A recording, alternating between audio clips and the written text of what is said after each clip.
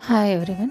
ಇವತ್ತು sweet corn ತಂದಿದ್ದೇವೆ. ಏನಾದರೂ ಡಿಫ್ರೆಂಟ್ ಮಾಡ್ಕೋಬೇಕಂತ ಅನ್ನಿಸ್ತು. ಸೊ ಸ್ವೀಟ್ ಕಾರ್ನ್ ಪರಾಟ ಮಾಡೋಣ ಅಂತ ವಿಚಾರ ಮಾಡಿ, ಈಗ ಫಸ್ಟ್ ಸ್ವೀಟ್ ಕಾರ್ನೆಲ್ಲ ಸಿಪ್ಪೆ ತೆಗೆದು ಕ್ಲೀನಾಗಿ ತೊಳ್ಕೊಂಡು ಗ್ರೇಟ್ ಮಾಡಿ ಇಟ್ಕೊಂಡೆ. ಅದರೊಳಗೆ ಚಿಲ್ಲಿ, ಜಿಂಜರ್, ಗಾರ್ಲಿಕ್ಕು, ಕರಿ ಲೀವ್ಸು ಮತ್ತು ಪುದೀನ, ಕೊತ್ತಂಬರಿ ಎಲ್ಲ ಹಾಕಿ ಮಿಕ್ಸಿಗೆ ಹಾಕ್ಕೋಬೇಕು.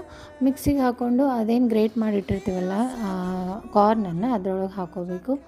ಸೊ ರುಚಿಗೆ ತಕ್ಕಷ್ಟು ಉಪ್ಪು ಮತ್ತು ಎಲ್ಲ ನೀವು ಹಾಕ್ಕೊಳ್ಳಿ. ಆಮೇಲೆ ಅದಕ್ಕೆ ಬೈಂಡಿಂಗ್ ಕೊಡಲಿಕ್ಕೆ 1 ಕಪ್ ಬೇಸನ್ ತೊಗೊಂಡೆ ಮತ್ತು ಕ್ರಿಸ್ಪಿಯಾಗಿ ಬರಬೇಕಂತೇಳಿ 2 ಸ್ಪೂನು ರೈಸ್ ಫ್ಲೋರ್ ಅಥವಾ ಕಾರ್ನ್ ಫ್ಲೋರನ್ನು ತೊಗೋಬೋದು.